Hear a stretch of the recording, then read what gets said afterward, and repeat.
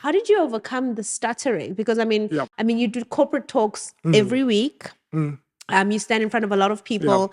You ask for investments. Yes. Your life right now. You no It's all longer about talking. you no longer cut hair. That stage of your life, that was the fun time. There was a teacher that actually saw this in me, and she was kind enough to actually practice my speech. Sure. So we'll do different activities. So wow. we'll do activities where we like singing. You understand? Yeah. It's like you sing in a certain way. Yeah.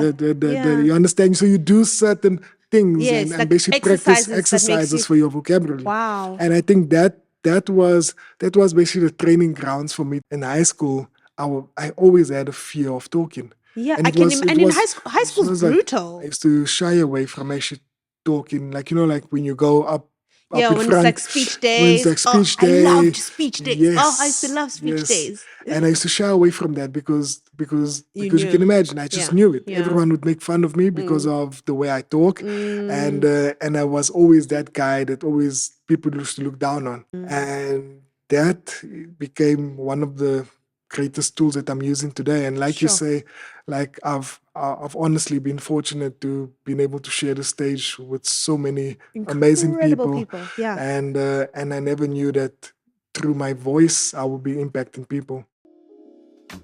All right, before we dive into our conversation, I just want to personally invite you to our monthly subscription and our membership. This is a space that we created for women who just wanted to belong, who wanted to just start somewhere, and who's looking for a community to be held accountable. What you can expect, we have monthly Zoom meetings where we come together, we pray, we fast, and we share our journeys of growth. We also have Tools Tuesday where we talk about our finances, we talk about things that are practical, how we show up in the workplaces, how we plan. And of course, we've got our Sunday Walking Club, which we love, where every month we come together physically, whether you're in Cape Town, you're in Johannesburg, Namibia, we come together, we walk 5 kilometers and we have a cup of coffee. And of course, our book club, which is exciting. We've got discounts, competitions, and discussions that we cannot wait to have. More than anything, this is a place of belonging where we want to make sure that wellness is not just an aesthetic, but is accessible to anyone. No matter where you're starting, there's a place for you. Simply click the link, join the membership for a monthly subscription, and become a girl pal. So let's get into our conversation. Hello, Wisdom and Wellness family. Welcome to another episode. We're actually coming to the end of our season for the year. And you guys have been absolutely amazing. The support, the subscriber, the growth, sharing, it's been amazing. And I'm very excited for a special episode. And I was actually thinking about this as I prepared. The first time I did an interview, it wasn't a podcast at the time. It was with my guest today, and it was in my garage, very messy, I think just before COVID. And it was this big shot guy, and I took chances, and he gave me his wife's number, and I was talking to her, and the guy actually came. And I'm talking none other than South African entrepreneur and founder and CEO of Legends Barber, one of South Africa's fastest growing grooming brands, Sheldon. Thank you very much, Mpoomy. I can still remember that garage. Do you remember the garage? Yes, it was so messy. That was like every time I think back, I think of that garage. I'm like, why was it so messy? Like, why did it look like that? And I'm just like, but you came, and our conversation was pretty solid. Yeah, it was really nice. Yeah. It was really, really nice. And I guess maybe I didn't expect that you would say yes at the time, because I didn't have a name. I wasn't really doing any conversations. I was literally just chancing. Yeah, but it was amazing. I mean, like, I think that was one of the interviews that I enjoyed so much because I got to open up with so many things that was kind of taking place back then in our business. Yes. And yeah, just being able just to have that type of experience, I think that was really good. Do you remember where your business was at the point? How many stores were you on? So I think just before that, there was approximately, I think there should be just over 12 stores back then. Is it in Yes, 2020? 2019. No, it was 2020. 2020, Yeah, yeah. because So it it was was 20. during around, Oh, I don't know if it was yes. lockdown already or lockdown was coming, Yeah. but it was Yeah. 2020. Yeah. So it was around 2020. It should be around 12 stores. And you had 12 stores already. Yes. And they Yes. were all like doing what? Did you feel like Yeah. this is the peak of my life? It's not going to grow bigger than this? Or you knew it was like the beginning? I wasn't quite sure because like you always as an entrepreneur you're always looking for that minimum improvement, just trying to better yourself Yeah. as No, a but that's you. as a You have business. like a massive growth mindset. Yes. I know people have Yes. growth mindsets, Yes. but your growth mindset is different. Every time I'm interacting with you, I'm like, this guy, when does he think he's gonna do all this stuff? When does he think all of this stuff is gonna happen? Yeah.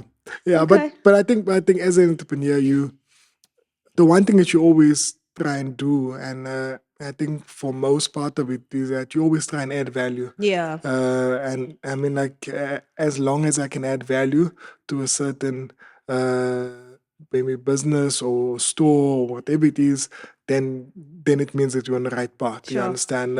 Whether it's our customers, our staff, you're always looking at adding value. How do you grow? Okay, let's get into some icebreakers. What's your Yes. favorite song? Oh, my favorite songs. I have a couple of them, Okay. but there's a song that I feel is it's a song that I listen to in the morning Uh-huh. by UGY. I don't know if you know UGY. UGY, is it It's like reggae? a No. no. It's like a gospel Christian rap. Oh, You okay. Oh, so you understand? like Christian Yes, rap? yes, Okay, yes, okay. yes. So the song's name is "He Called Me." He called me. Okay, never Yes, heard it. I don't yes. listen to gospel rap, Yeah. but I'll try give it. I'll I'm share gonna it with give it. you. I'll share give it a with you. try. Yes, I can't yes. hear rap, so that's the thing with Is rap. it? No, I've never had an ear for it. So even growing up, I listened to hip hop because that was Yeah. the cool thing to do. But I never learned any lyrics. I never understood any lyrics. I just don't. It's just too fast. I just don't grasp rap at all. That's so crazy I know. because the kids of today is like they're on the rap. You I understand? know. It's My like kids listen to yeah, rap. So they listen to what's this guy? Forrest Frank, Forrest right? Frank. So they Yes, listen to yes, Forrest Frank, yes, and then some of yes, his musics songs have rap. And now yes. my 6-year-old, he like knows the rap. And I'm just sitting there, I'm like, I can't even get the first 2 lines right, even after listening to the song over and Oh over. yeah, yeah. Okay, what's something that is small, Mm-hmm. that instantly makes you feel like Sheldon, especially like after climbing big stages or maybe having an overwhelming day and something that makes you feel like, okay, this is who I am, that grounds you. Something is when I visit my mother, Mm-hmm. she makes so basically she makes this pop. Yeah. You understand? So it's like so not like the traditional pop, like see the pop which you eat with your hands, but the one where you actually eat with the komazi. Oh, putupap. Putu pop. Oh, Yes. okay. Yes. Oh, So you like that's Inkomazi? actually Oh my goodness, yes. that's like my child. I had it on Tuesday Yes. for dinner. Is it? We have it at least. Wow. My kids have it at least every second day Yeah. after school. Wow. No, but I'm Zulu, so we grew Yes. up. That's a staple. Even That's a- pap, yeah. we eat pap now because Brendan's steady. But like I Yeah, I you don't just like do it. pap. No, I Yeah. like putu. Yeah. I like putu. Yeah. Okay. Yeah, it's amazing. It's amazing. I think because you grow up with this and Yeah. it's like you know what, you can relate to this. And I Yeah. think although it's so small and insignificant, it actually humbles you and brings you Like every back to time when you have it. yeah. And then if someone who knew you at 14 years old had to describe you, how would they describe you? They would describe me as a very shy kid, introvert, and a risk taker. Is it? Yeah. So from 14 you're for always 14 years old, shy, yeah. introvert, but a risk taker. Yeah. Okay. Yeah. I know it's a bit Yeah, it's a bit contrary. It's like Yeah. because at the age of 12 years old, I was a kid that actually took his spending. So basically so back then my parents used to give me 2 rand spending Yeah. and I used to take this was a money. lot then. It was a lot back then. Yeah. And 2 rand spending, I used to save it up for 10 days and that 10 days made up 20 rand. Yeah. So then I took that 20 rand, went to a cash and carry, Yeah. and bought the box of ice cream. This is at 12 years old. 12 years old. Okay. So when I bought this box of ice cream, I then went door to door to actually go and sell these ice creams. Sure. So just to share with you that one thing that you might not know about me was that at that young age, I used to struggle to talk. So I Oh. couldn't speak properly. So Were I used you to stutter. stutter? I was stuttering like heavy. I was Sure. like proper stuttering. And you can imagine the type of boldness it took me to actually go up to the door and go and knock on the door people's doors, yeah. and say, you know what, I'm selling ice cream. You understand? It's like at that age. And I feel that was actually the beginning of my entrepreneurship journey, because that led to basically from one box of ice cream being able to basically paint my mother's windows, so having all the ice cream stickers on the window. Oh, So wow. so kids would come, and out of season, then that's where I actually fumbled on basically cutting hair, because I thought to myself, you know what? No one's gonna buy ice No cream one is going now. to buy ice cream after winter. So I thought that the opportunity for me was just being able to take that risk at a very young age. Yeah. So who was the entrepreneur in your family? Did you have someone you looked at and thought? Because I mean, for me, my dad was an entrepreneur. So I always knew. There was a time in my life where I looked at my mother, and Yes. she was a teacher, and I admired her stability, but I admired the time and the control that my dad had. So I knew that, okay, I could definitely not do what my mom does, but dad, Yes. he decides on his time and, how much he earns. And that's something he used to always say, like, I get to decide how much I earn, Yes. So those conversations shaped my mind that Yeah. entrepreneurship is the route I'd go. So for you, who was that person? So quite interesting enough. So my mom, like your mom, is basically very secure Yeah. and was basically working in a job. I can remember my mom used to work at CNA Yeah. back then, and my father just got laid off, and he started a business, but so he started something that he knew nothing about. So he was Sure. like, you know what, I'm going to, because I know this particular mechanic, and basically I'm going to invest in this. It was back then it was like CV joints repair. You understand, yes, like a CV joints. repair Yes, shop or spot at home, yeah. yes. So he invested in his business, and as he invested in his business, he didn't spend much time with the business because he didn't understand the business as much. You understand? He just wanted to see the returns because he saw an opportunity, and eventually, this mechanic started stealing from him, and Of course. that became one of the things where he was like, yeah, you know what? I'm never going into business again, Wow. and that was his attitude. His attitude was, you know what? Business is a bad thing to do. Sure. And then it was Sorry, how old are you at this point? so I was still young, 13, Okay. 14, Oh, yeah, okay, cool. around So that still in time, the around early that time, stage yes, of your life, yes. yeah. So then I had my uncle. So my uncle had in the Eastern Cape. So we're from the Eastern Cape. Oh, okay. So our whole family is from the Eastern Cape, and in a place called Port St. John's.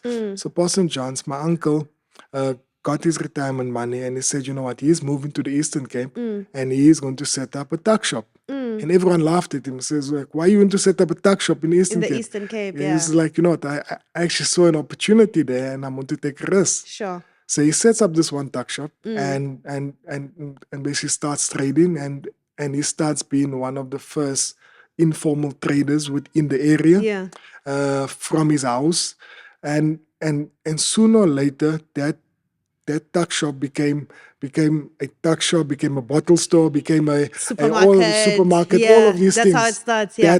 That whole thing, and it grew that into like 3 different locations in the area.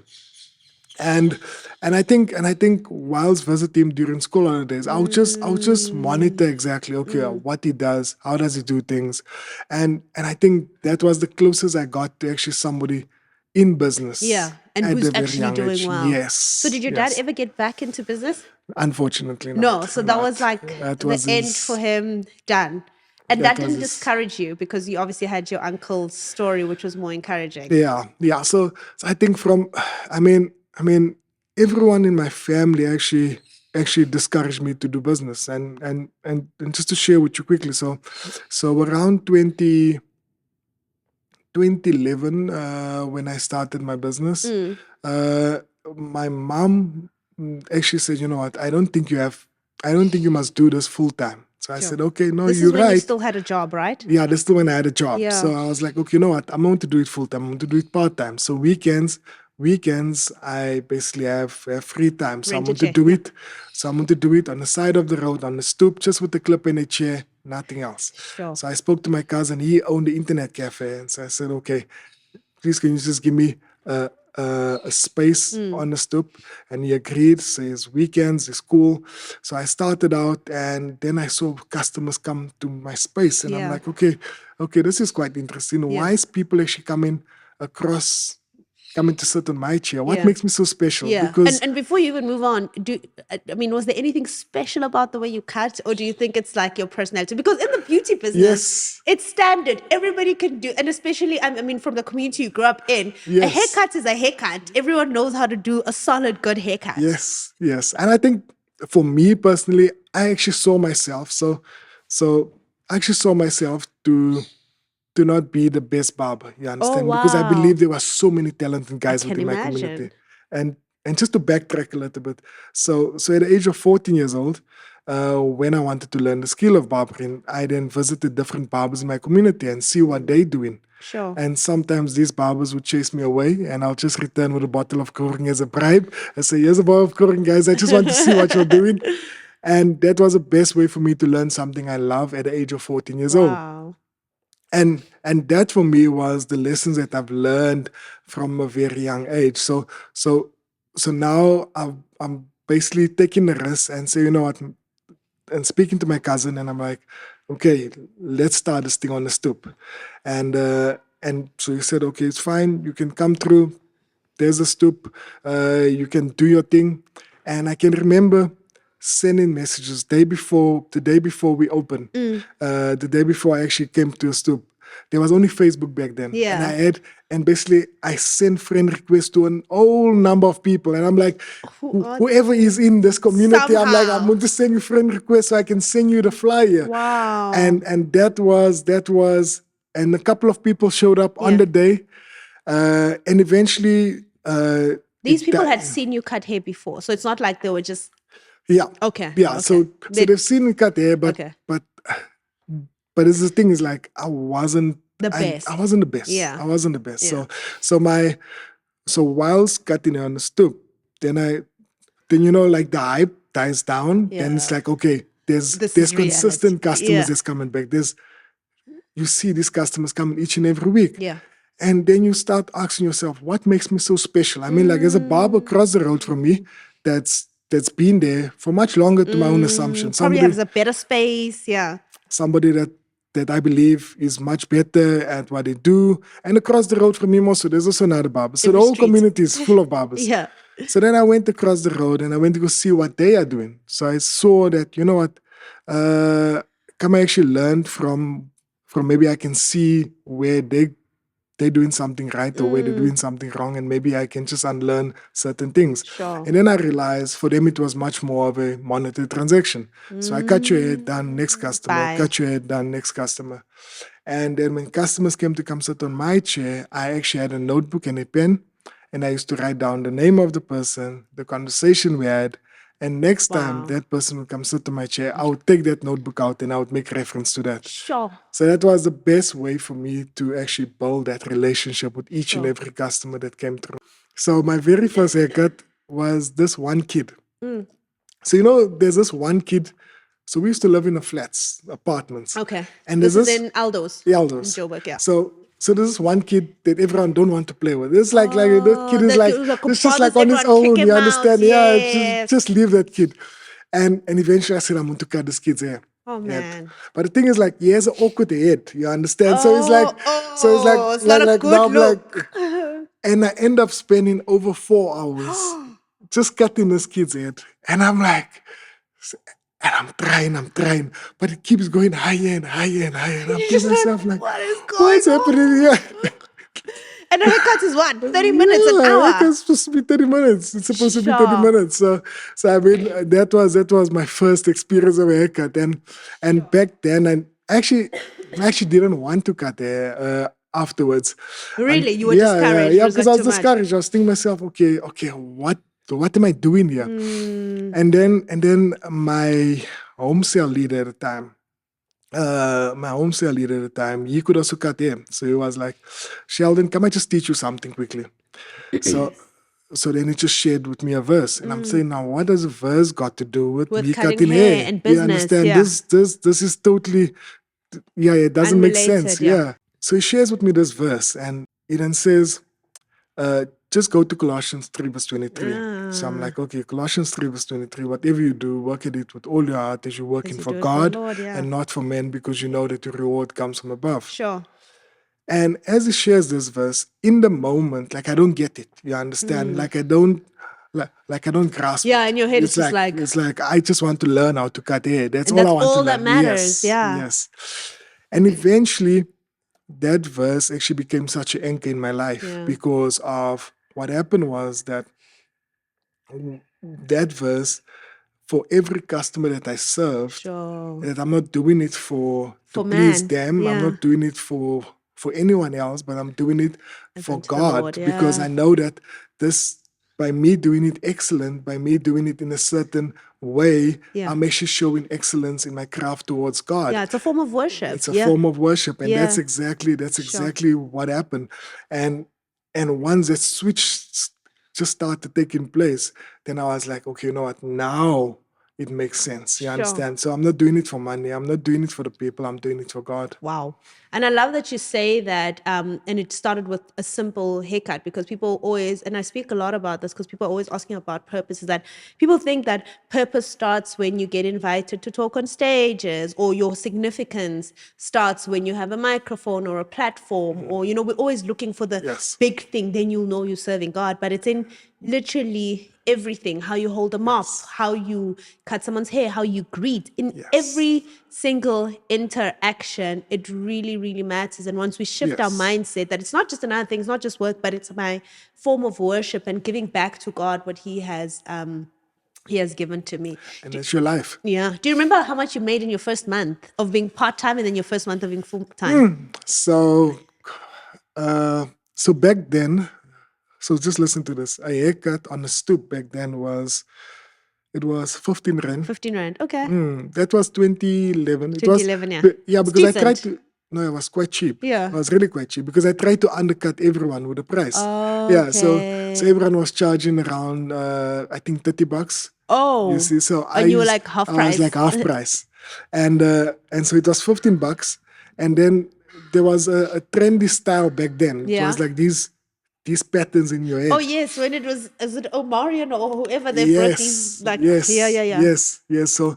So then I decided, you know what, I'm going to do a Playboy in people's head. So the Playboy became the signature. That And Playboy logo. Yeah, the Playboy Oh, logo. hectic. That was it. Yeah. That was it. So that was back in 2011. So you used to pay like 10 rand extra for Playboy logo. Okay. And You mastered it. and this was and this was the start of something back then, which at the time you don't think that it will ever work out. You understand? Because you're like, okay, so whilst cutting on the stoop, a friend of mine could also cut hair. So I said, okay, no problem.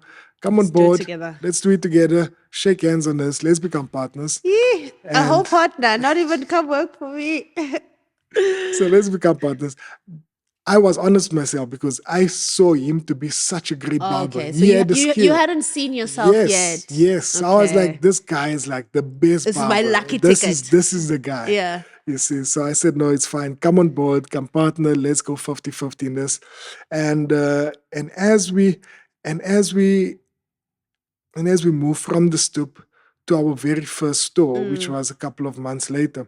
This was around September of that same year. And you still have your job 2011. then, or you've already Still have my your job then. Yeah. So then we move into our own premises. And when we move into our own premises, I remember, to your question, is like, we made around 1,500 somewhere there around. This is only a few months later. No. That time during the weekend. So Okay. myself and him, because we took that money and we used that money as a deposit for the shop.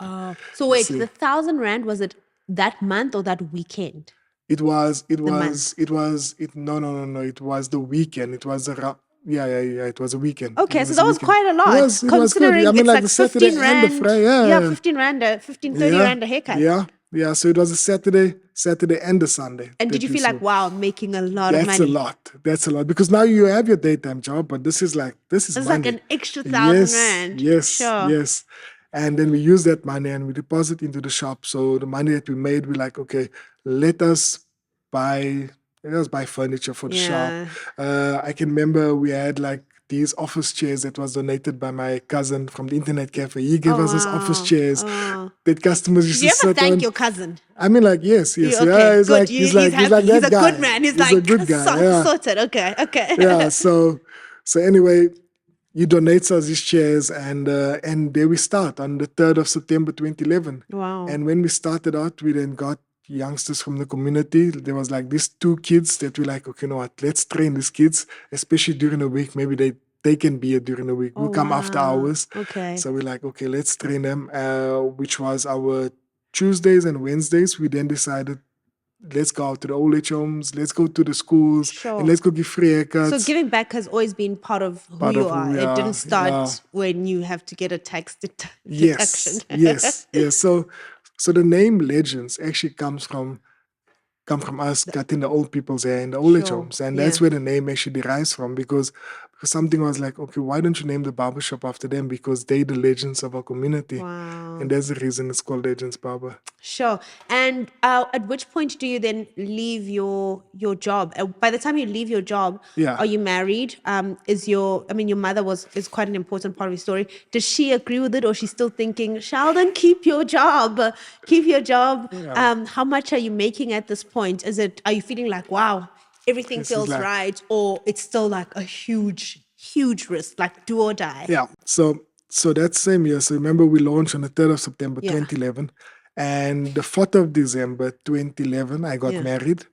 And when I got married, my partner showed me these words. He says, fine, go away. I got everything under control. Yeah. So I trusted his words and I went away for honeymoon. And I came back 6 days later and I found the doors were closed. And I'm 6 days in December. In December, yes. And I come back and I'm like, okay, what's happening around here? So I called him, but he never answered. So I called one of the guys that was working at the time, and he explained to me the sad news. He said, Sheldon, this guy never paid the rent. But to make matters worse, he never paid the barbers that was working, as they were getting paid on a daily basis based on the commission that they earned. So now standing in front of those closed doors, thinking, you know what, who am I to think that I can really make out of this? Yeah. So I basically just left barbering right then and then. I just said, you know what, I'm no longer doing this. This is not something that I'm called to do. So then I just continued working in the bank. Sure. And at this point, your wife's also quite a huge part of the story. What is she saying? You guys are newlyweds, so everything is fresh. Everything is upon us, yes. Is she saying, okay, I support you, keep your job? Or is there a part of her that's encouraging you that, no, man, don't give up, don't quit?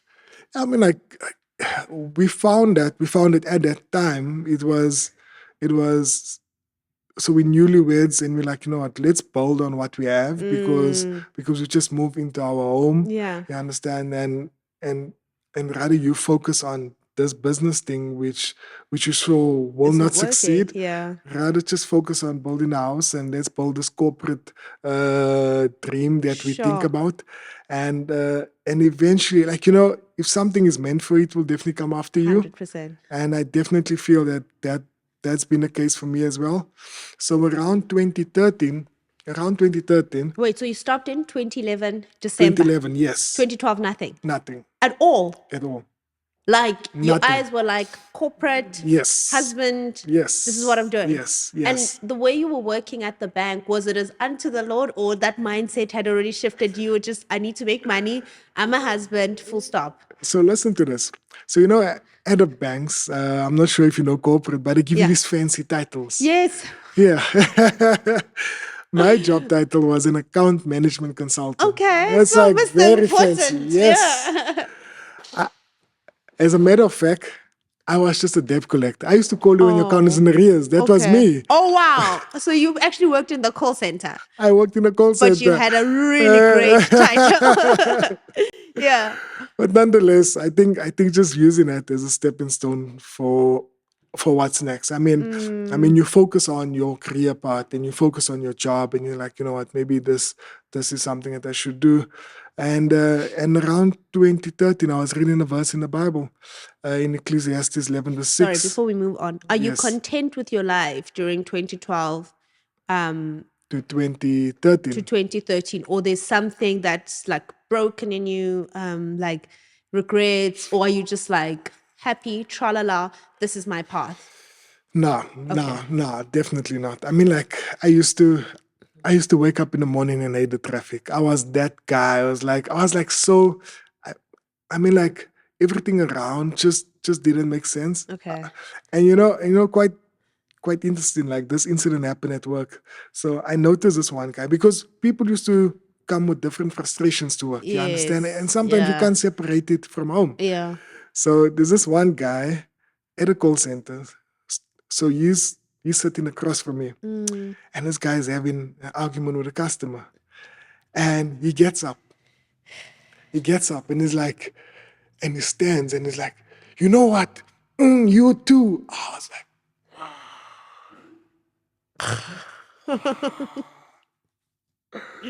and it was at And that this is moment. a bank Yes, at work. I was like, and at all phone work. calls are recorded. Yes.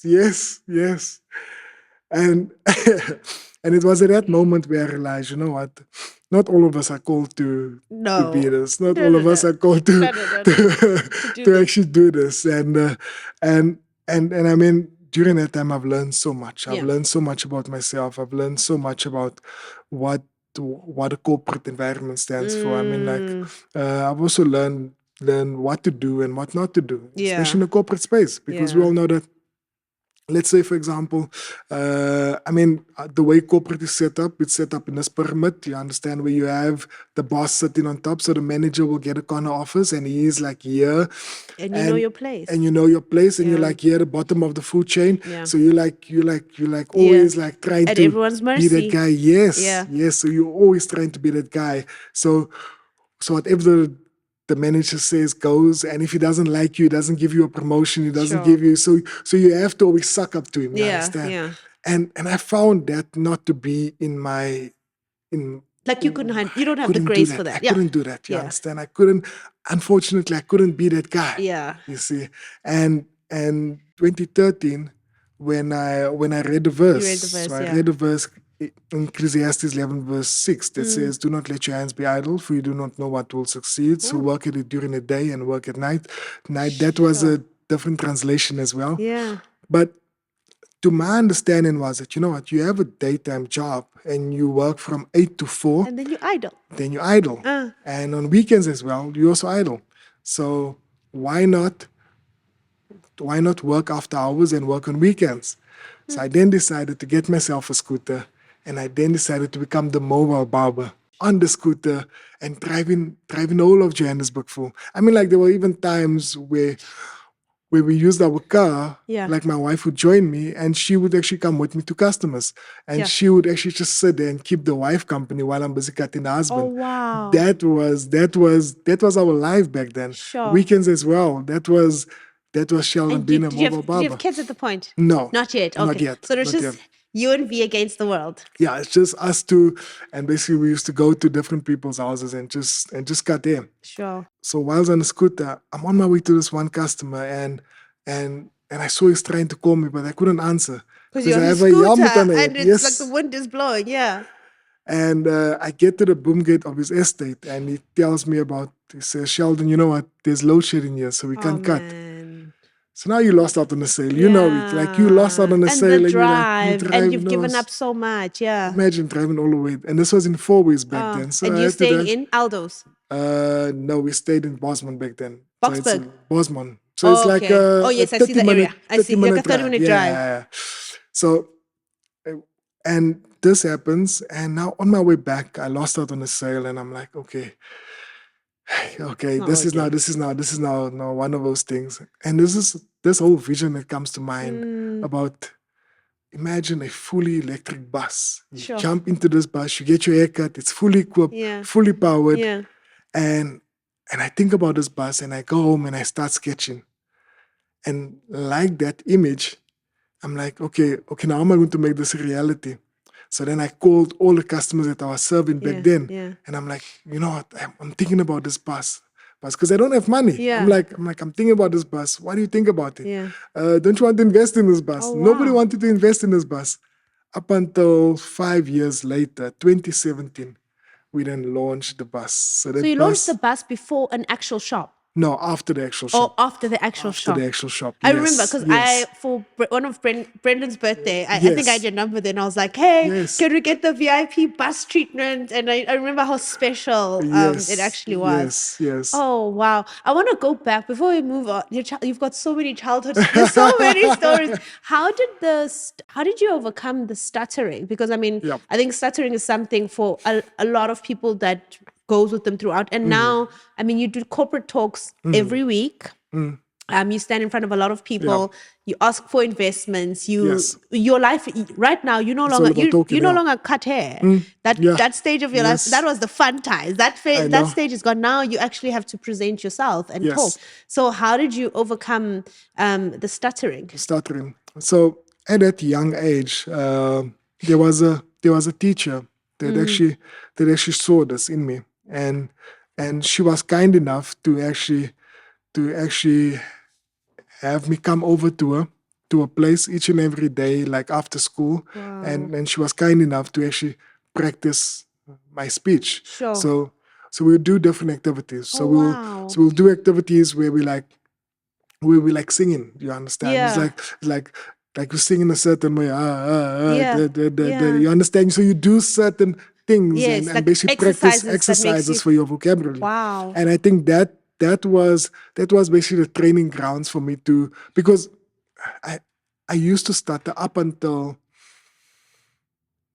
my secondary career in high school. Sure. And in high school, I always had a fear of talking. Yeah, and I can imagine. And in high school's brutal. Like, very it's brutal. like, I mean, like, funny. That's like, you're the guy we laugh at. And I used to shy away from actually talking. Like, like when you go up yeah, in when front, it's like speech days. When it's like speech day. I loved speech days. Yes, I used to love speech days. And I used to shy away from that because you can imagine, I just knew it. Yeah. Everyone would make fun of me because of the way I talk. And I was always that guy that always people used to look down on. Oh man. And I think eventually it became like something that I know that I had to practice. And that became one of the greatest tools that I'm using today. And like you say, like I've honestly been fortunate to been able to share the stage with so many amazing people.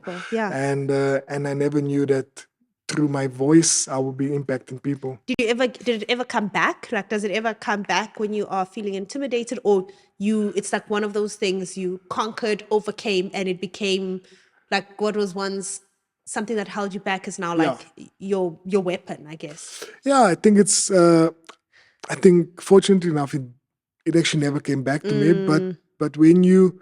But this is what happens when people with stuttering problems, when they face certain anxieties. Yes, and then it comes back. You understand? When you face certain fears, when you face certain things that's holding you back, then it's like, you know what, then the stuttering comes again. So it's really difficult in the moment to overcome it because your mind can't coordinate with your tongue. Yes. So you're constantly fighting against this. You know what you want to say, but it's not coming out. It's not coming out. Yeah, sure, man. So then comes success. When do you start feeling like, oh wow, I'm actually successful now? You know, I've made it, or we've made it, or we are actually doing something. We're building something now. It's no longer a sketch. I'm no longer the guy that everybody laughed at. Because one thing I know about being bullied, it creates a trauma in Yeah. you where now you live your whole life feeling like I'm going to Yes. show. It's either the one side is I'm going to show them, yeah. I'm gonna be very successful, or the other side is like, well, they're right, this is Yes. just who I am. But for you, when do you start feeling like I'm becoming him, I'm successful? Yeah, no, thank you. I think the moment when we started seeing people like rushing into our stores, and it became such a, I mean, like, you can imagine we grew from one store back in 2014, and our goal was to open the 5 stores in 5 years. That was our goal back then. So just 5 years, done. 5 stores, You've 5 made years. it. Yes, that was the goal back then. Where was your first store in? In the Eldorado Park. Okay. I went back to Eldorado Park, and the 26th of July 2014 is when I relaunched Legends Barber. Yeah. And you're not working anymore. Now you're full-time in barbering. A week later, I intended my resignation at the bank. Oh, okay. So I told my so you manager, held on to the job. Yes, Okay. So I told my manager that I'm leaving to become a barber. And he laughed at me and he was like, okay, what do you think about yourself? Who makes career out of cutting hair? Oh, wow. And who makes a career out of cutting hair? Yes, that was his words. And Sure. at that moment, I think I just felt that this is going to be something that I need to do. You understand? Yeah. I don't know, It was bigger than like you. if you feel A feel calling. it deep down inside of your Yeah. heart.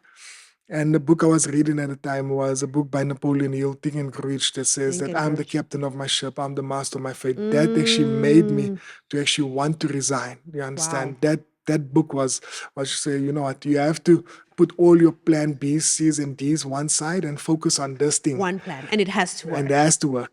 And the thing is, I never had capital as much to start a business. Yeah. Very few people actually really do. And that's the Yeah. truth. Because people always say funding.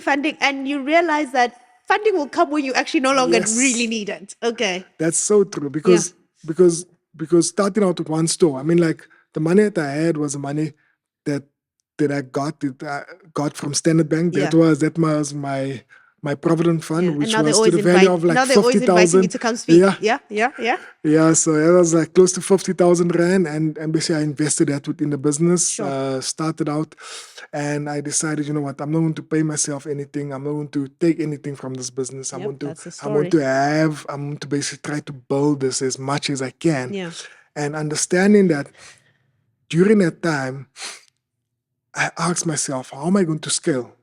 Because my plan is So to you scale. were already thinking scale. I'm already thinking about scale. Yeah. I'm already thinking about this.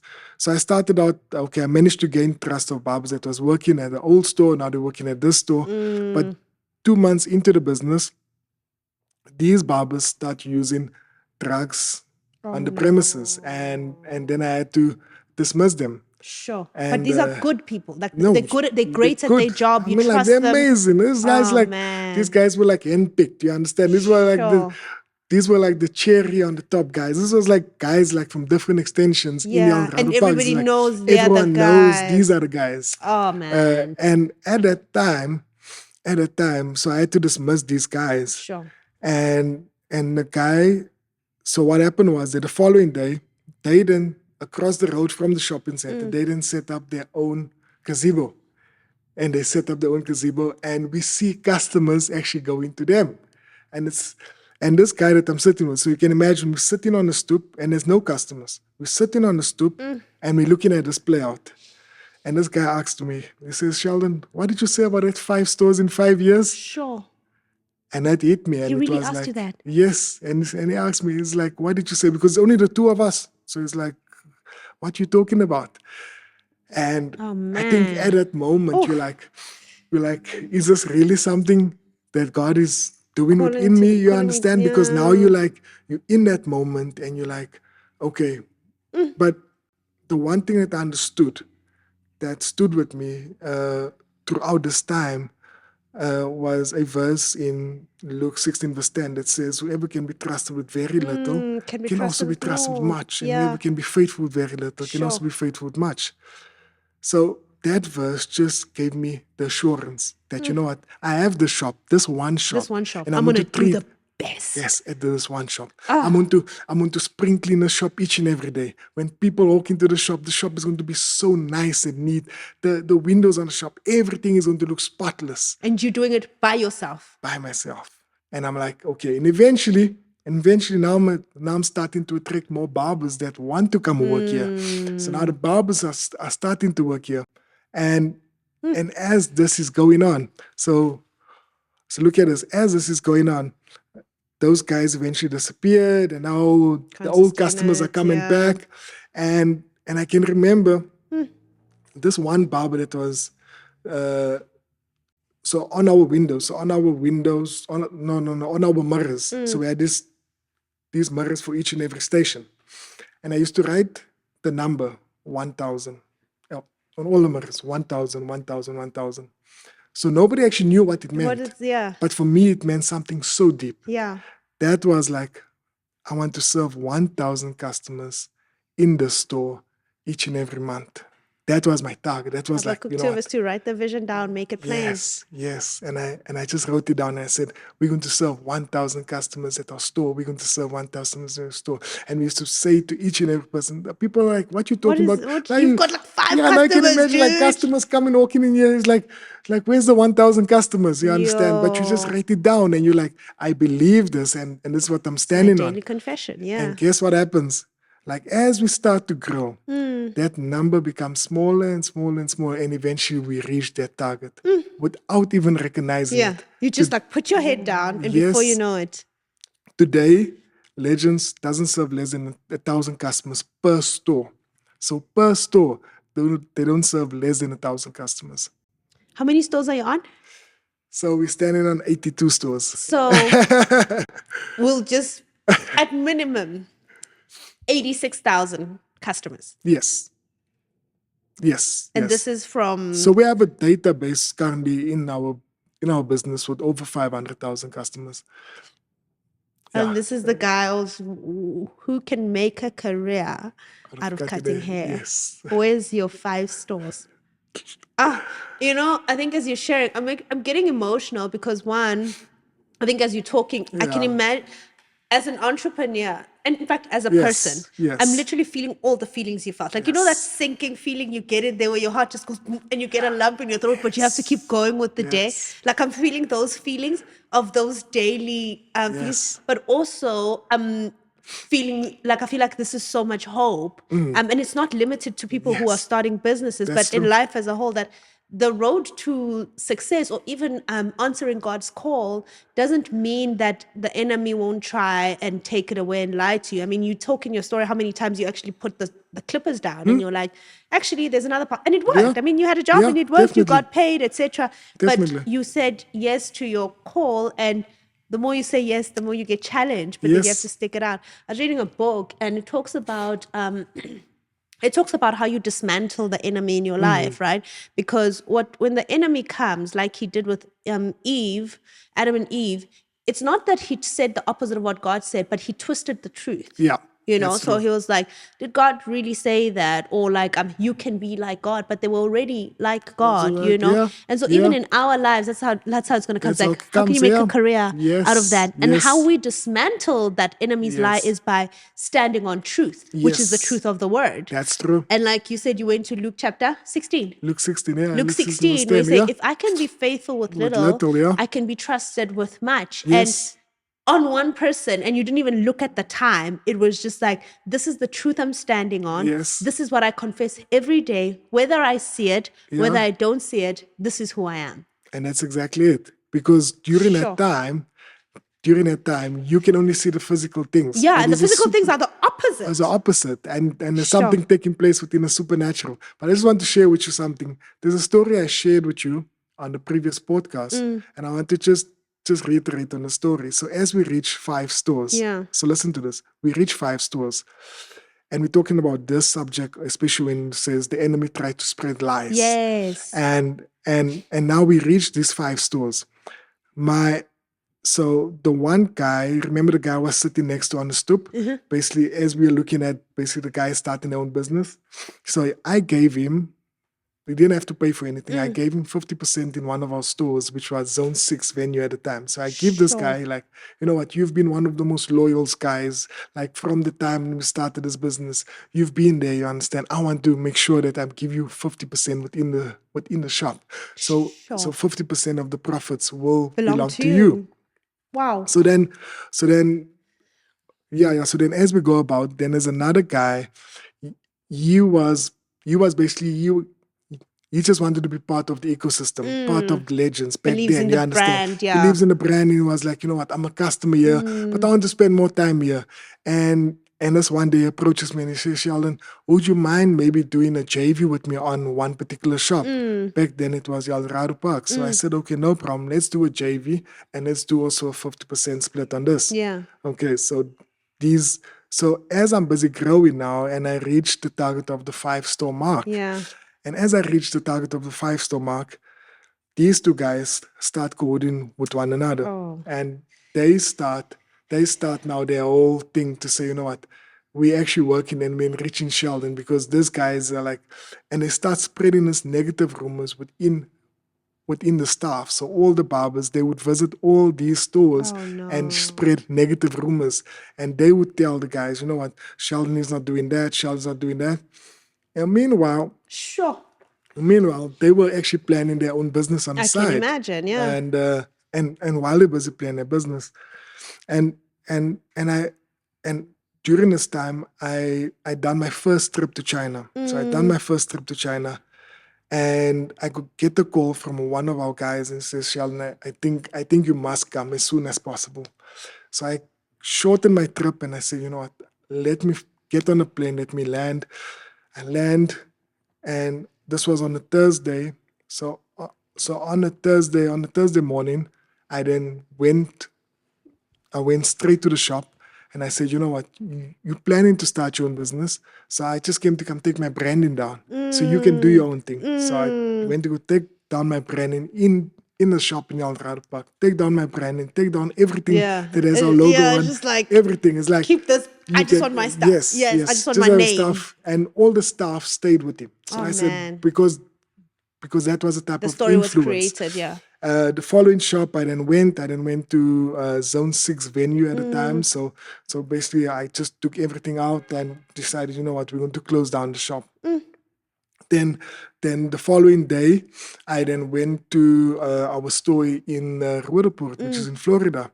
And as I reached the end of the day, guys start giving in their resignation one by one. All of them. Poof, poof, poof, poof, all of them, one by one. You've just reached the pinnacle. You've just reached store 5. You're going to China. And it's like... And then it's like going all the way down. And now you like, what am I going to do? And not thinking about the other shops that's still in the other places as well. So now we have Pretoria and we have a Durban store as well. And as this is kind of taking place, so Pretoria shop, guys also, a couple of guys resigned. The guys in Durban also resigned. And now you're standing here and you're like, okay, I need to wake up the next day. With that dread waking up. And I wake up the next day and I go to the shop in Florida and I was like,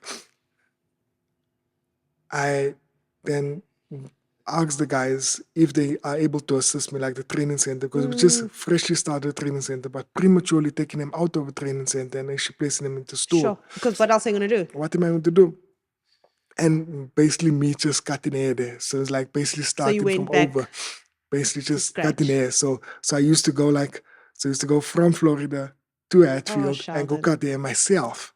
And that was the routine. Like during that time, it was so tough because it was reaching December. And December, I had to break away from my family. Yeah, and I used to go stay in Pretoria and make sure that the guys this side are sorted out. So I used to cut hair in Pretoria and come back this side and make sure that I'm fine. Yeah, you understand? It's like you're doing all of these things, and you have a baby that's in Durban. I mean, like there was only like 2 guys that was left of the first guys. There was only 2 guys that was left there of the store. And guess what happens? These guys were actually planning on opening shops right next to us. Right next to us. So wherever we had stores, They had a store opening stores. right next to us. And they started their own brand, they started their own business. And these guys would literally come to our stores and tell the customers that these are not legends. This is a fake. You can see all the barbers that's in here. They are all fake. Come to us. Come to us. We are the real legends. And that was going on for some time. And you still have to show up. And you still have to show up. So now your 2 stores are closed down, like the one in Eldorado Park is closed, the Zone 6 one is Sure. closed. So you only have the Florida, Hatfield, and Durban that's open. And at that time, and this is the reason why, Mpoomy, I think that as much as we can share business principles, as much as we can share business skills, as much as we can share all of the things that's necessary, podcast or whatever. everything. But it's at those moments when you realize that there's a battle that's been taking place. 100%. And the only way for you to fight this battle is on your knees. And that's when you need to actually call upon God. And that's where I found myself. I found myself on my knees. I found myself praying, because the battle is not on in the physical realm, the battle is on in the spiritual realm. The weapons of our warfare are not carnal, but they are mighty through God for pulling down strongholds. Yeah. And I just started praying. I started praying. And I told God, you know what? Whatever you started with this thing, you are going to complete you finish it. You finish it. Yeah. Because now this is not in my doing, this is yours. And Wow. and basically constant prayer. And this is the reason why we have to pray consistently, because entrepreneurship is a spiritual journey. It's a war on its own. It's a war on its own. Sure. And it's a spiritual journey. Sure. You have to understand this. Yeah. That the fact that certain things are happening, that just does not make sense. Yeah. Like from a physical standpoint, just doesn't make sense. How did we even get here? Yeah. It doesn't make sense. Like the fact that these things are coordinating does not make sense. Yeah. And guess what happens? A few months down the line, because now we painted this picture to all the social media pages. Guys, we are actually planning on doing some restructuring on our social media pages. We are planning on restructuring our stores in Eldorado Park and in Zone 6. Please do be patient with us. We are busy working on something. And I get a call out of nowhere from Aponya Mall. These guys say, Sheldon, we have a space here for you. I was like, huh? What? Huh? It's like few months into it. They say, guys, here's a space here for you. We have a space specifically just for you. Yeah. All our spaces are let. It's only this one space that's available. And I'm like, how? Then I went to go see them. So then I went to go see them, and the manager that stood by my side, the guy that was the manager of Zone 6, not a partner, he was a manager at the time. And basically, I went with him to Maponya, and basically we walk in Maponya. And I go upstairs to the offices. I went to go speak to the center management, and I'm thinking myself, the rental here must be a lot. Yeah, understand. And anyway, God's favor was with us, and managed to secure something. Sure. And as I get out, and I speak to this guy, and I ask this guy, what do you think about the barbershop here? His words were like, yo, Sheldon, as ons dit doen, meaning that if we do this, this will put us on a whole new level. Map. Yeah, understand? This was like, yeah. And that was a big thing. So I told him, you know what, I just signed the lease, and basically this is going to be our store. He couldn't believe it. He was like, are you serious? Okay, but now we need to go find barbers. Again, the cycle starts. But that was the story. I mean, like, just to share with you, it's such a spiritual journey. It's a spiritual journey. And as an entrepreneur, you just have to be in tune, because if you're out of tune, you won't understand it, because everything happens according to a time. Everything in God's time is not our time. And this is the reason why certain things happen according to a certain time frame. And you ask yourself, why did it happen back then? Well, why did I have to go through the pruning process? So much, yeah.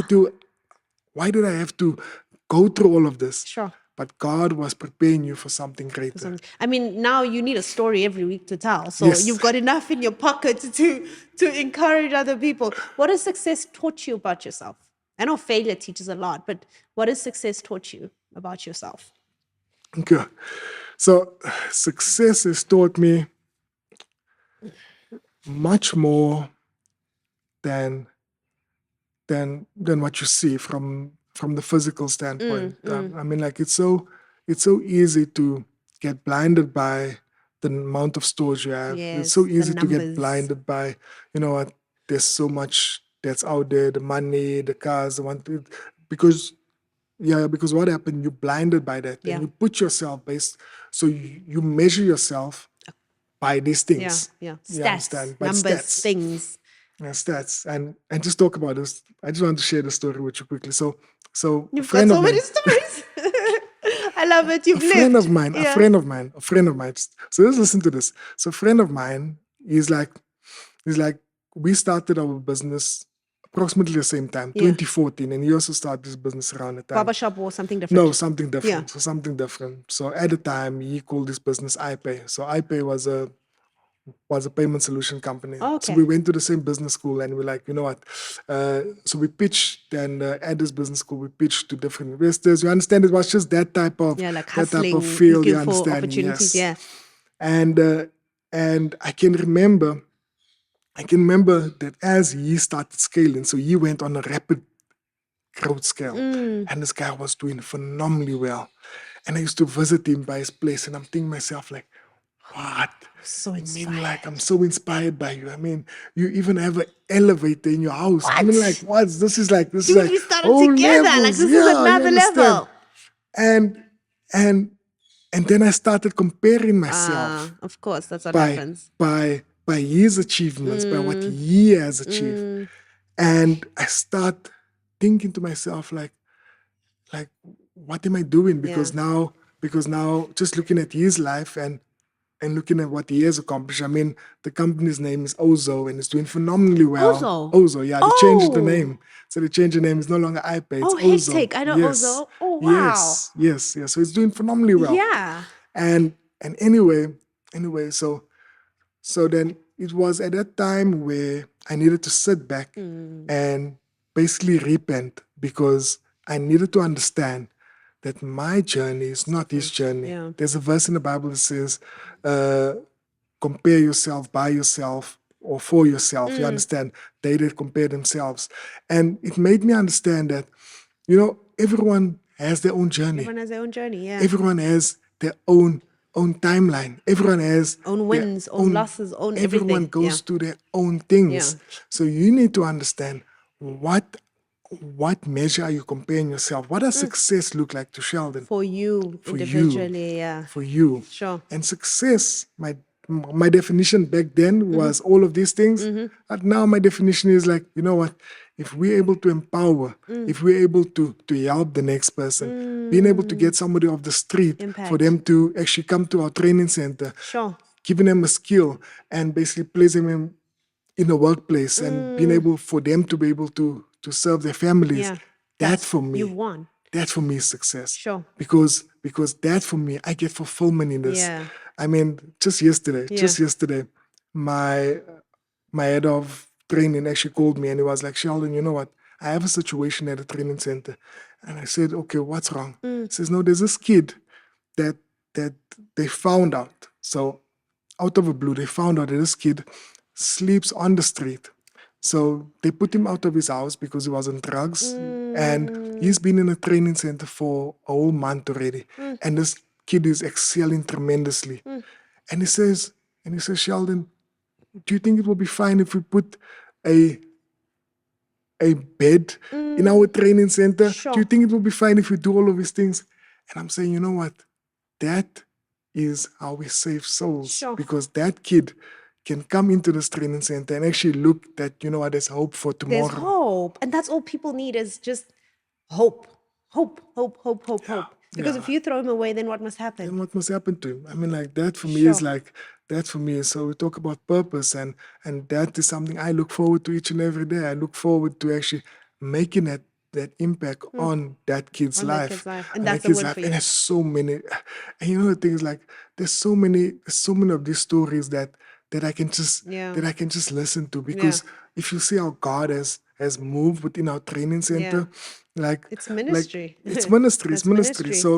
So quite interesting enough is that people come into the training center expecting to get the skill. So they And focus. that's all, like finished. For them, it's like, it's So, the same way so you it's just like, wanted to make money, cut hair, and then it's like God is like, yes, hold up, yeah, we're doing something else we're here. doing something else here. This Yeah. is because we understand the situation where you come from. We understand Sure. that you come from an environment that is rife with gang violence, that's rife with gender-based violence, yeah. that's rife with all of these ills of our Yeah. community. The You environment come- has no opportunities for you to do anything better. Yeah. So you come from this environment. So we need to reprogram your mind Sure.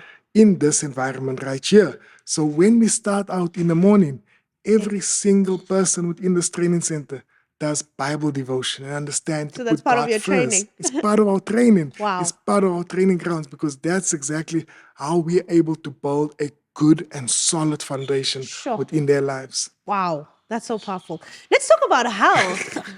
And then we're going to get into the last part of our conversation. You went on a transformation where you just came back and now you are like Iron Man. What happened? What was, especially because again, you are successful, you're ticking all the boxes, I guess you found rhythm. More than that, you've got the resilience to carry on. So then why decide to go on a weight loss? You lost how many kilograms so It's far? like 42 kg. 42 kilograms in a year and a half or so. Yes, 18 months, over 18 months, maybe 19 months. What happened? Did you wake up and have a mini heart attack, or like did you just realize, hey, this is the temple of God? And was it like an on and off journey, or you woke up, made a decision, and decided to change your life? So quite interesting enough. So I can remember it was a January, and like every Januaries we make these goals. Make these goals. We want to lose X amount of weight. We want to do this. We want to do that. And I looked at the previous year resolution. Nothing changed. It's the same goals every year. Every year is the same thing every year. And I was like, you know what? I'm making these goals, but nothing is moving. And from a personal, from a physical standpoint, I mean, like I need to do something. Yeah. And at the time, I actually took a picture of myself in the mirror, and I said, "This is the last I want to look like this." It's like because like when you look at yourself and you're like, is this really what people see when they see me? Of course, you can cover it up, but is this you can really wear the designer t-shirts, you can do everything, Yes, but is this really what people see? Is this really the type of role model that I want to be, the type of leader that I want to be? Is this really the type of person that I want to be for people out there? And then I decided to go on a journey. So you see, most of people look at the 42 kg result, but don't really understand that the journey that you need to go on to is going to take small incremental changes in your daily habits that you need to start making within your lifestyle, your daily lifestyle. Sure. So then I started making small changes, very small changes. I started running every morning.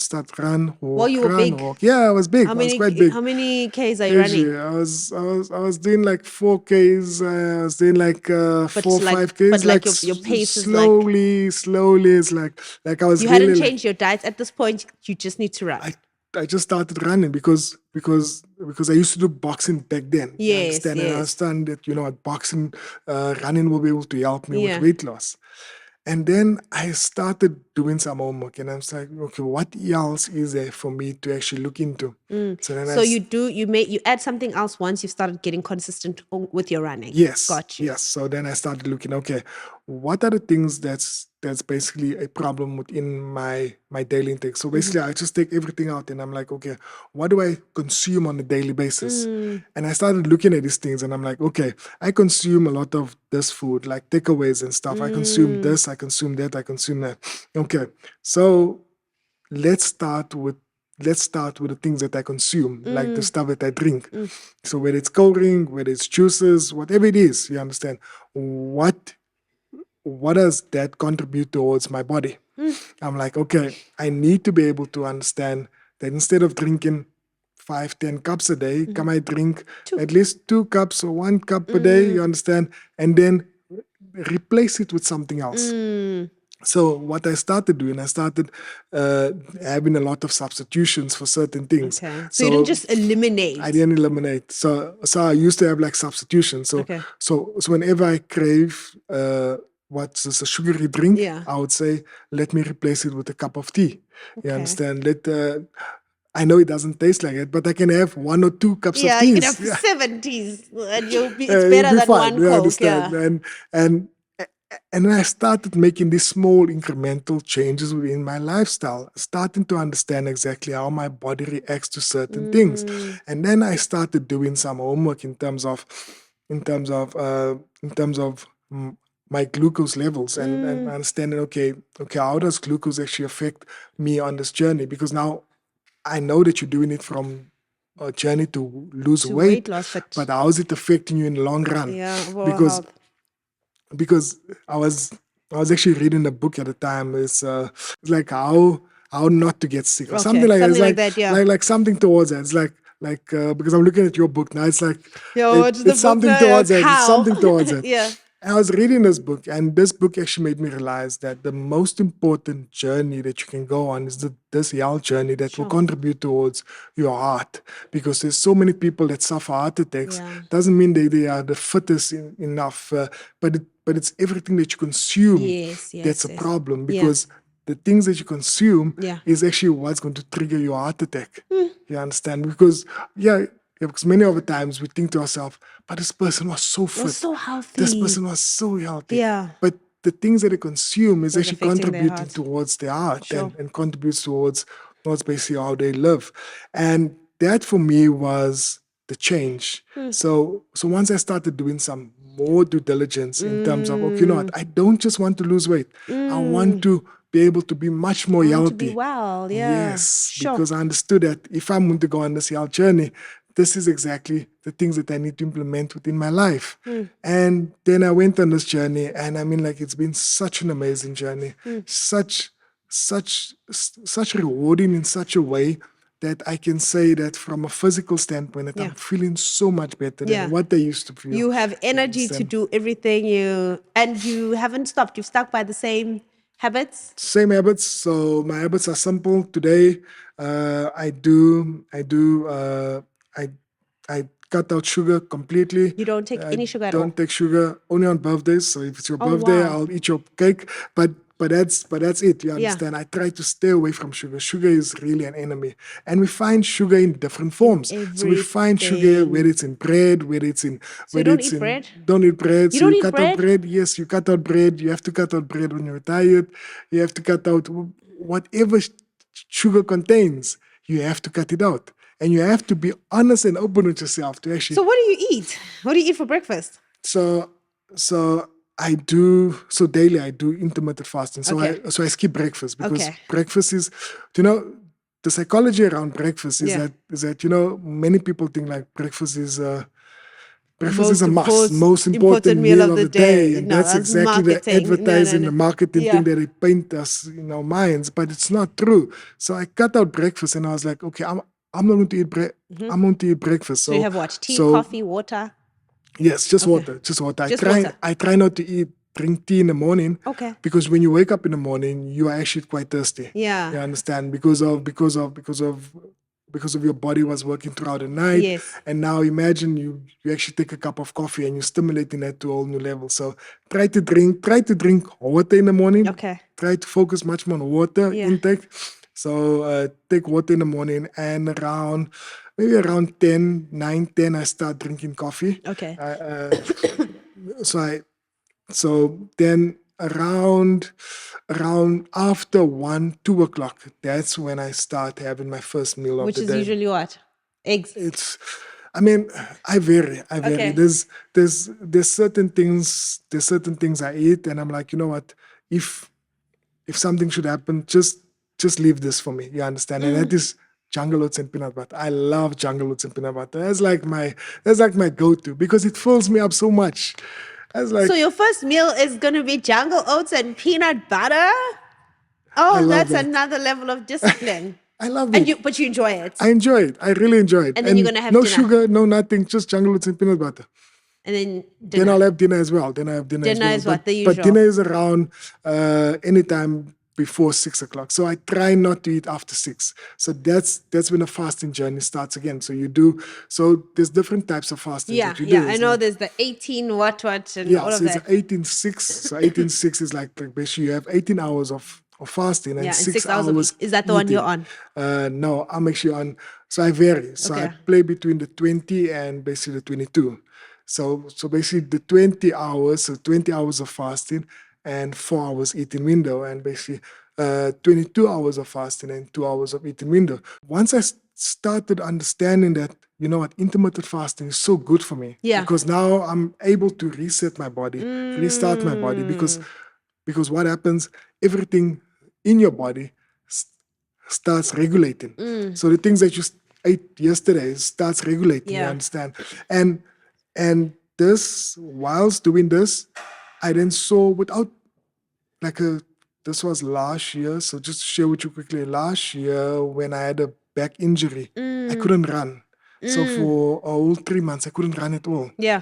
And I was worried that I'm going to pick up weight. And But you I didn't. just stuck to my intermittent fasting. Sure. And I actually lost weight during that time. I didn't gain weight. And that's the power of fasting. Intermittent fasting. We've got exciting news. Yes. How long have we known each other? Since 2020. Yes. And 2020. we're in Yes. 2026. So Yes. 6 years later, and I think with our different but very similar journeys, Yes. we are coming together and stepping on a new journey of partnership. Yes. You are officially my partner Partner. at Aneno. In fact, we Yes. are partners Yes. at Aneno. Yay! High five. And this is quite exciting. Yeah. And I'll share my side, you can share your Yes. side.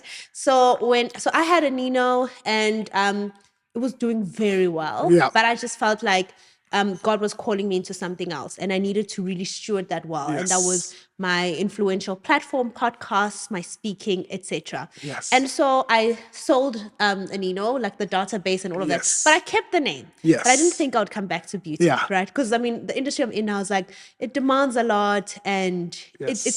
it's a great industry. But I kept the name for some reason. Then when we built the wellness house, Yeah. I realized that, oh, okay, I own the property. We've got space. Let me just start Aneno again. Let's make it intimate. 3 people, serve our clients. No need to grow. We just create jobs, and there's just activity, etc. Yes. So that was the goal. The goal was Yes. not to grow, and we did it. And this is last year now. Yes. As we're doing it, I felt as if the Lord is like showing me a bigger vision, Yeah. and really the vision, like you, was more about impact, creating jobs. I started seeing manufacturing, training centers, etc. And I thought, God, I can't do this by myself. I'm realistic. I have kids. I have a family. Yeah. I already have 2 businesses that are taking so Yes. much from me.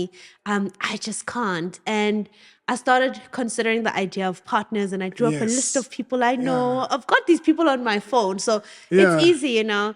And I went down, and I saw your name. And I'm like, how in the world am I going to get Sheldon to join my little company? I mean, he's busy as hell, Yeah. But I was like, okay. And I sent you a text. This was around winter. Was it winter or later in the year? Later in the year. That's later. Yeah. Yeah, I sent you a text. Yes. And in my text, I'm like, hey, Sheldon, go Yes. straight into it. Can we take a meeting? And you immediately Yes. say, yes, I'm interested. Let's meet. Yeah. And I was shocked. So you come, we have a seat. And I can already tell in our conversation, I think I'm pitching, but I can Yeah. already tell that, no, man, this guy is already like, he's in it, he's sold, whatever. And, but for me, and amongst all the other meetings I took, what I really needed to know was that the godly values would never be compromised. And that's very hard in That's business. true. It's very That's so hard to true. come to someone and say, hey, Yeah. these are our values. Yeah. We don't bribe here. We don't do this. We Yes. follow Christian Yes. values. And it's like, yeah, but this is business. It's got nothing to do. And Yes. I knew that my whatever business I do can never ever be compromised. That's true. In terms of my Christian That's true. values. That's And I think the more we spoke, our values aligned so greatly in terms Yeah. of disciplines, boundaries, etc. And before you knew it, we signed on the dotted line as partners. Yes. I don't know. You can tell your side, and then we'll go into it. Yeah. Wow. No. I think thank you very much. I think it's been such a. I mean, from the first time you sent me the text, Yeah. I was really open minded during that time, and I was asking God to basically place me in places where I can add value. You Oh, understand? So wow. it's like I So that need was to. your prayer at the Yeah, time? my prayer was, just God, please place me in places where I can add value, Sure. because now you can imagine. I mean, like legends are really doing well. Yeah, You it's understand? It's systemized. everything is going for itself. You Yes. understand? I mean, like now they don't even need me. Like Yeah. now when You do it's speaking like, engagements. yeah, That's it's what you like do. Yeah. Yeah. like sometimes I go to store openings and they're like, oh yeah, Sheldon Hi, is here. bye. Yeah, yeah, Take a all good, picture. all good. Everything is in there now. Everything is sorted out. Don't Yeah. have to worry about anything. So I think, like, you know what, I need to be able to be in places where I can definitely add value and so Sure. much value. And I was like, and at the time you sent me the text and it was like, Sheldon, what do you think about this? And I was like, you know, this could actually be Be it. work. You Yeah. Yeah. Yeah. understand? This could be it. And it's just crazy how God aligns certain things, because now it's like when we met, I never stopped thinking about this. So it's like always something that comes to mind. It's Yeah. like then I'll send you messages and Yeah. I'm like, what do you think about this? What do you think about that? And I think the fact that there is there is unity, you understand, where we understand exactly, okay, what do we need to do? Because we all understand that sometimes with business, when it comes to partners, Yeah. they always see the different side. You Yeah. understand? It's like, for example, like if you get the partner in your business, I think one of the major things that people want to see is that, okay, what are you going to contribute towards this? You understand? Yes. And for us, it was natural. It Yeah. was just one of those things, like it just naturally came, and it was like, okay, I will take care of this. You This don't is have what to I worry bring. about This this. is what you And bring. this, you Yeah. understand? And it just became a flow. And I think that for me was truly special from the time when we started speaking up until the time when we signed, and we were like, okay, don't stress. We have everything under control. And being able to understand your business and what Yeah. you have built. I mean, for many people that don't know, is that this is actually your first love. Yeah. This is actually doing nails was My basically first. This is where it very started. first Yeah. love. Yeah. And you understand exactly what it is Yeah. to walk this journey, and you can tell the story much better than me, but this is your dream that you Yeah. have.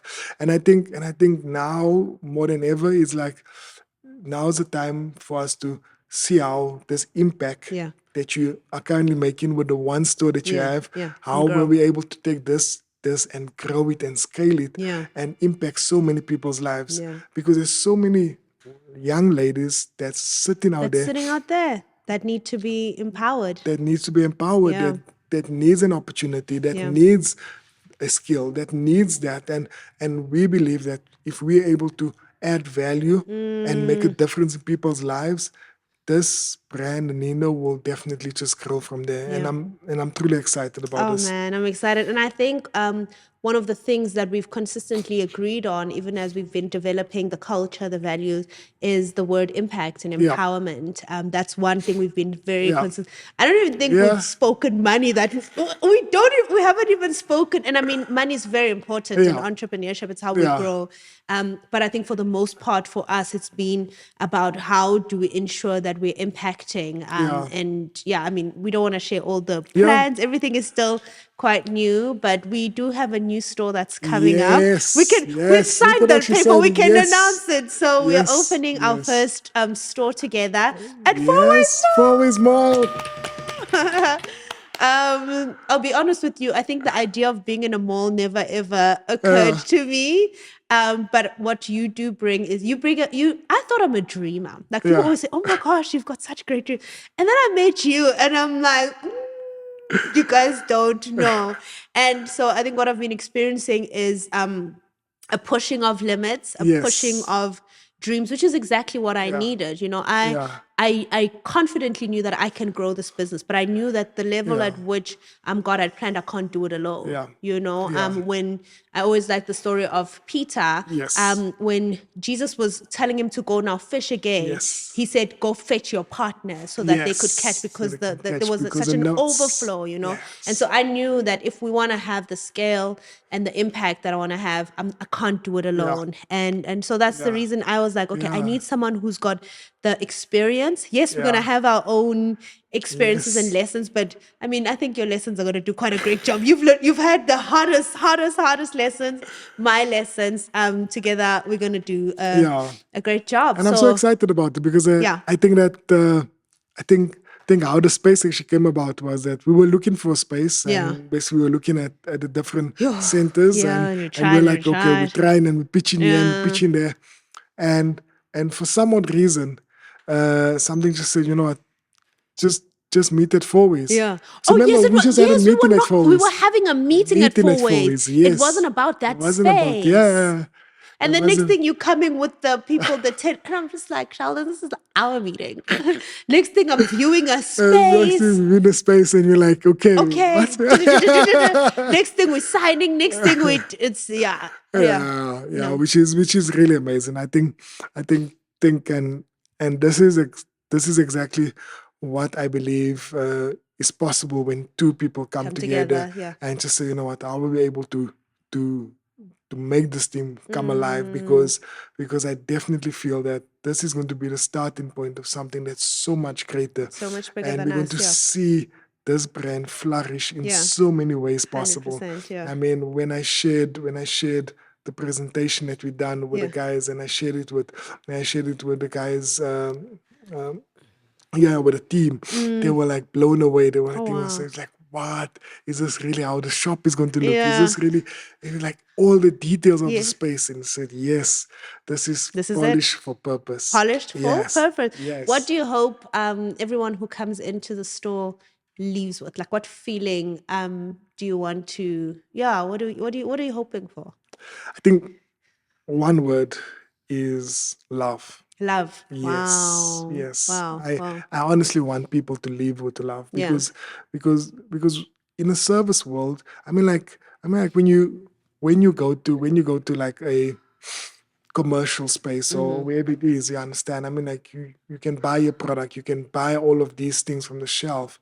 But when you come into a service space, people want to get an experience. Want to be seen, heard. That's exactly it. So especially when it comes to women, it's like, you know what, I want to feel a sense of love in this place. And I feel that so many businesses, like you and I, we went to go visit so many businesses. We did. And it's like, okay, what's happening now? It's like, yeah, we want to change that. But there's no sense of love within the place, because people treat it as like a corporate space. Like, you know what, you came to come do your job, finish and clear, go home. You understand? There's no sense of love. And I think that for me is something that I would love for everyone to experience. Love. Well, I look forward to learning. So for me, it feels like mentorship. I mean, I think I've always been mentored by you from afar. I've had access to you, but I honor and respect people so much that I wouldn't just text you for just anything. And so I think when the opportunity came for me, it was just like, wow, God would love me so much that he would bring a mentor in my space. I get to learn so much from you, from a leadership, systems, and even how you've how you are so unapologetic about who you are, your faith, and how it has worked for you, whether in Christian spaces or non-Christian spaces. So I'm really, for me, this is a journey of learning. I feel like a child, but also I think the space you've created. It goes both ways. I was about to say, I think the space that has been created is I felt that you also respect my voice, and you see me for what I've done as well, which I think is important, So it's not like, oh, Sheldon, what do you think? It's like, no, Mpoomy, what do you think? And so I look forward to that. I'm really excited. Many, yes, please do come and support us. Yes. Please do come through. in May. We In open May. to open in We're opening May. in May, We're yeah. opening in May. We're So opening in please May. do come through. Yeah. This is going to be exciting for us and our first baby. Yeah, and now we get to Yes. roll up our sleeves and work. Yes. Yeah, because you believe in work. So we're rolling up our sleeves and working. We'd love to hear what you guys thought about our conversation, the stories, but most importantly, we'd love to meet you. We'd love to see you at the store. And I know people want to say, when are you coming to this place? When are you coming to this? We will, but we know we want to set the right culture and do things well before we rush to grow. Yes. We've both learned those lessons. Yes, Quick definitely. growth is not always the not best. always the So, best, yes. all right. That's Yes. it, Sheldon. Thank you. I know you've got many more stories you you'd very want to much. share, but I have to end it. Thank you, Wisdom and Wellness family. I hope you enjoyed this conversation.